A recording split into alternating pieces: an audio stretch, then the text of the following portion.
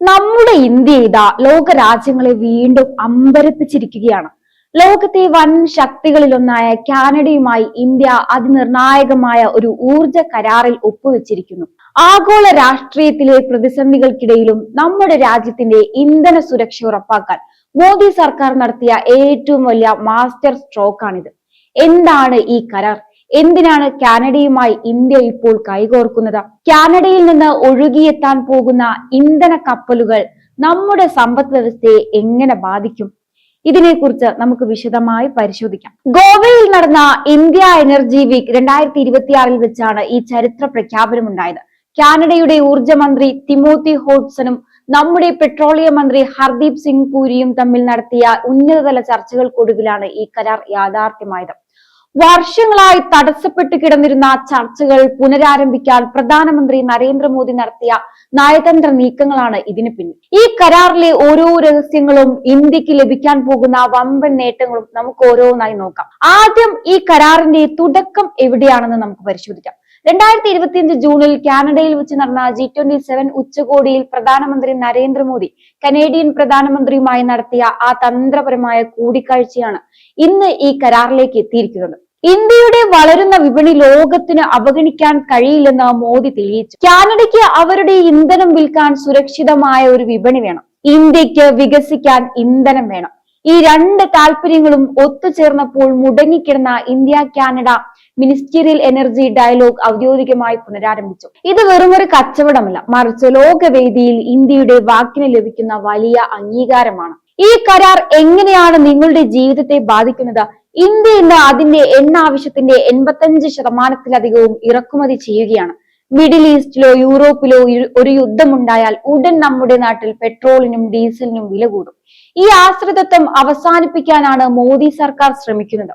കാനഡയിൽ നിന്ന് LNG, LPG, crude oil എന്നിവ നേരിട്ട് എത്തുന്നതോടെ ഇന്ത്യയുടെ ഊർജ സ്രോതസ്സുകൾ വൈവിധ്യവൽക്കരിക്കപ്പെടും. അതായത് ഒരു രാജ്യം വിതരണം നിർത്തിയാലും നമുക്ക് മറ്റൊരു രാജ്യത്തെ ആശ്രയിക്കാം.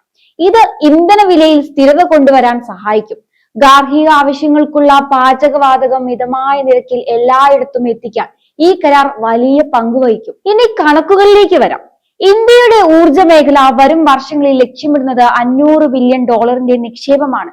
കാനഡയിലെ വൻകിട കമ്പനികൾ ഈ നിക്ഷേപത്തിന്റെ വലിയൊരു ഭാഗം ഇന്ത്യയിലേക്ക് എത്തിക്കാൻ തയ്യാറെടുക്കുകയാണ്. പുതിയ റിഫൈനറികൾ, കടലിനടിയിലുള്ള ഗ്യാസ് പൈപ്പ് ലൈനുകൾ, വമ്പൻ സംഭരണശാലകൾ എന്നിവ ഇതിന്റെ ഭാഗമായി ഉയരും. ഇതിലൂടെ ലക്ഷക്കണക്കിന് യുവാക്കൾക്ക് എഞ്ചിനീയറിംഗ്, ലോജിസ്റ്റിക്, ടെക്നിക്കൽ മേഖലകളിൽ പുതിയ തൊഴിലവസരങ്ങളാണ് ലഭിക്കാൻ പോകുന്നത്. വെറുതെ ഇന്ധനം വാങ്ങുകയല്ല, മറിച്ച് ഇന്ത്യ ഒരു ആഗോള റിഫൈനിങ് ഹബ്ബാക്കി മാറ്റാനാണ് മോദി ലക്ഷ്യമിടുന്നത്. കാനഡയിൽ നിന്ന് അസംസ്കൃത എണ്ണ വാങ്ങി ഇവിടെ സംസ്കരിച്ച് തിരിച്ച് കയറ്റുമതി ചെയ്യുന്നതിലൂടെ വലിയ വിദേശ നാണ്യമാണ് ഇന്ത്യയിലേക്ക് എത്താൻ പോകുന്നത്. നമ്മൾ ഫോസിൽ ഇന്ധനങ്ങളിൽ മാത്രം ഒതുങ്ങി നിൽക്കുന്നില്ല. കാലാവസ്ഥാ വ്യതിയാനം വലിയ ഭീഷണിയായ ഈ കാലത്ത് ശുദ്ധമായ ഊർജത്തിനായി കാനഡയുടെ അത്യാധുനിക സാങ്കേതിക വിദ്യകൾ ഇന്ത്യ ഉപയോഗപ്പെടുത്തുകയാണ്. ഹരിത ഹൈഡ്രജൻ, കാർബൺ ക്യാപ്ചർ, അത്യാധുനിക ബാറ്ററി സംഭരണ സംവിധാനങ്ങൾ എന്നിവയിൽ ഇരു രാജ്യങ്ങളും സംയുക്തമായി ഗവേഷണം നടത്തും. ആർട്ടിഫിഷ്യൽ ഇന്റലിജൻസ് ഉപയോഗിച്ച് ഊർജ നഷ്ടം കുറയ്ക്കാനും വിതരണം കാര്യക്ഷമമാക്കാനും ഈ പങ്കാളിത്തം നമ്മെ സഹായിക്കാൻ പോവുകയാണ്. ലോകത്തെ മലിനീകരണ വിമുക്തമാക്കാനുള്ള ഇന്ത്യയുടെ പോരാട്ടത്തിൽ കാനഡ ഒരു വലിയ പങ്കാളിയാവുകയാണ്. ഈ കരാറിന്റെ ഏറ്റവും വലിയ പ്രത്യേകത ഇതിന്റെ പിന്നിലെ നയതന്ത്ര വിജയമാണ്. ഒരു വർഷം മുമ്പ് കാനഡയുമായുള്ള ചില രാഷ്ട്രീയ ബന്ധങ്ങളിൽ ചെറിയ പ്രശ്നങ്ങൾ കണ്ടിരുന്നുവെങ്കിലും രാജ്യത്തിന്റെ വികസനത്തിന് ഇന്ധന സുരക്ഷ എത്രത്തോളം പ്രധാനമാണെന്ന് മോദി സർക്കാർ തിരിച്ചറിഞ്ഞു. 2025 ജൂണിൽ കാനഡയിൽ നടന്ന G7 ഉച്ചകോടിയിൽ പ്രധാനമന്ത്രി നടത്തിയ നിർണായക ചർച്ചകളാണ് ഇന്ന് ഈ വലിയ വിജയത്തിലേക്ക് എത്തിച്ചിരിക്കുന്നത് തന്നെ. വർഷങ്ങളായി തടസ്സപ്പെട്ടു കിടന്നിരുന്ന India Canada ministerial energy dialogue പുനരാരംഭിച്ചു എന്നത് മോദി സർക്കാരിന്റെ ഇച്ഛാശക്തിയുടെ തെളിവ് തന്നെയാണ്. കാനഡയുടെ ഊർജ മന്ത്രി നേരിട്ട് ഗോവയിലെത്തിയത് ഭാരതത്തിന്റെ വിപണി കരുത്ത് ലോകം അംഗീകരിക്കുന്നത് കൊണ്ട് മാത്രമാണ്. ഇനി ഈ കരാറിലൂടെ ഭാരതത്തിന് ലഭിക്കാൻ പോകുന്ന വലിയ നേട്ടങ്ങളെ കുറിച്ച് പറയാം. കാനഡ ലോകത്തിലെ ഏറ്റവും വലിയ ഊർജ ഉൽപാദകരിൽ ഒന്നാണ്. അവിടുത്തെ വിശാലമായ എണ്ണപ്പാടങ്ങളിൽ നിന്ന് ഇനി ക്രൂഡ് ഓയിലും LPG യും LNG യും നമ്മുടെ തുറമുഖങ്ങളിലേക്ക് ഒഴുകിയെത്തും. ഇത് വെറുമൊരു ഇറക്കുമതിയല്ല, മറിച്ച് വിദേശ രാജ്യങ്ങളെ, പ്രത്യേകിച്ച് മിഡിൽ ഈസ്റ്റ് രാജ്യങ്ങളെ മാത്രം ആശ്രയിക്കുന്നത് കുറയ്ക്കാൻ ഇന്ത്യയെ സഹായിക്കുകയാണ്. ഇവിടെ മറ്റൊരു പ്രധാന കാര്യം ഭാരതം വെറും ഒരു ഉപഭോക്താവല്ല എന്നതാണ്. നമ്മുടെ അത്യാധുനിക റിഫൈനറികളിൽ സംസ്കരിച്ച പെട്രോളിയം ഉൽപ്പന്നങ്ങൾ കാനഡയിലേക്ക് തിരിച്ച് കയറ്റുമതി ചെയ്യാനും ഈ കരാറിൽ ധാരണയായിട്ടുണ്ട്. ഇതിലൂടെ ലോകത്തിന്റെ ഊർജ ഹബ്ബായി ഭാരതം മാറും. സാമ്പത്തിക നിക്ഷേപത്തിന്റെ കാര്യമെടുത്താൽ ഇത് കണ്ണൻ ചിമ്പിക്കുന്ന കണക്കുകളാണ്. ഇന്ത്യയുടെ ഊർജ മേഖലയിൽ മാത്രം $500 ബില്യൺ നിക്ഷേപ സാധ്യതകളാണ് തുറന്നിട്ടിരിക്കുന്നത്. കാനഡ $116 ബില്യൺ പദ്ധതികൾ ഇതിനായി തന്നെ മാറ്റിവെച്ചിട്ടുണ്ട്. ഇത്രയും വലിയ നിക്ഷേപം വരുമ്പോൾ രാജ്യത്ത് ലക്ഷക്കണക്കിന് പുതിയ തൊഴിലവസരങ്ങൾ സൃഷ്ടിക്കപ്പെടും. ഗ്യാസ് പൈപ്പ് ലൈനുകൾ, പുതിയ റിഫൈനറികൾ, ബാറ്ററി സംഭരണ കേന്ദ്രങ്ങൾ എന്നിവയുടെ നിർമ്മാണത്തിലൂടെ നമ്മുടെ യുവാക്കൾക്ക് പുതിയ അവസരങ്ങൾ ലഭിക്കുകയാണ്. അതുപോലെ തന്നെ ശ്രദ്ധേയമാണ് ഇതിലെ സാങ്കേതിക സഹകരണം. കാലാവസ്ഥ വ്യതിയാനം നേരിടുന്നതിനായി കാർബൺ ക്യാപ്ചർ, ഹരിത ഹൈഡ്രജൻ, ബയോഫ്യൂവൽസ് തുടങ്ങിയ മേഖലകളിൽ ഇരു രാജ്യങ്ങളും കൈകോർക്കുകയാണ്. പ്രകൃതിയെ സംരക്ഷിച്ചുകൊണ്ട് തന്നെ സാധാരണക്കാരന് കുറഞ്ഞ നിരക്കിൽ ഇന്ധനം ലഭ്യമാക്കുക എന്നതാണ് മോദി സർക്കാരിന്റെ ലക്ഷ്യം. ചുരുക്കത്തിൽ ഈ കരാർ ഭാരതത്തിന്റെ ഭാവി സുരക്ഷിതമാക്കാനുള്ള ഒരു കവചം തന്നെയാണ്.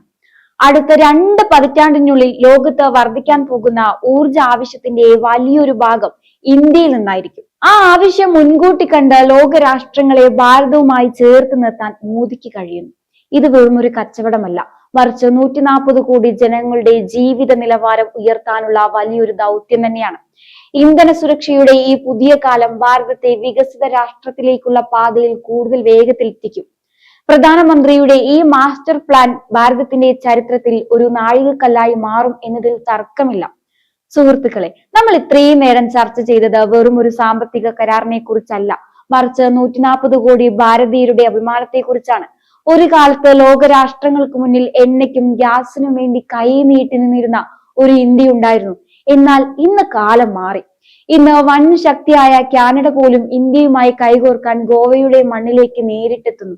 ഇതാണ് നരേന്ദ്രമോദി കെട്ടിപ്പടുത്ത നവഭാരതം. ആഗോള രാഷ്ട്രീയത്തിലെ ഇന്ത്യ ഇന്ന് കുതിക്കുകയാണ്. കാനഡയുമായുള്ള ഈ കരാർ ഒരു തുടക്കം മാത്രമാണ്. റഷ്യയുമായി നമുക്ക് ബന്ധമുണ്ട്, മിഡിൽ ഈസ്റ്റുമായി നമുക്ക് സൗഹൃദമുണ്ട്. ഇപ്പോൾ ഇതാ കാനഡയുമായി നമ്മൾ തന്ത്രപരമായ പങ്കാളിത്തം ഉറപ്പിച്ചിരിക്കുകയാണ്. ഇതിനർത്ഥം ലോകത്തിന്റെ ഏത് കോണിൽ പ്രതിസന്ധി ഉണ്ടായാലും ഭാരതത്തിൽ ഇന്ധനക്ഷാമം ഉണ്ടാവില്ല എന്നതാണ്. ഭാരതത്തിന്റെ ഫാക്ടറികളിലെ ചക്രങ്ങൾ നിശ്ചലമാകില്ല എന്നതാണ്. നമ്മൾ വെറും ഒരു ഉപഭോക്താക്കളല്ല, നമ്മൾ പങ്കാളികളാണ്.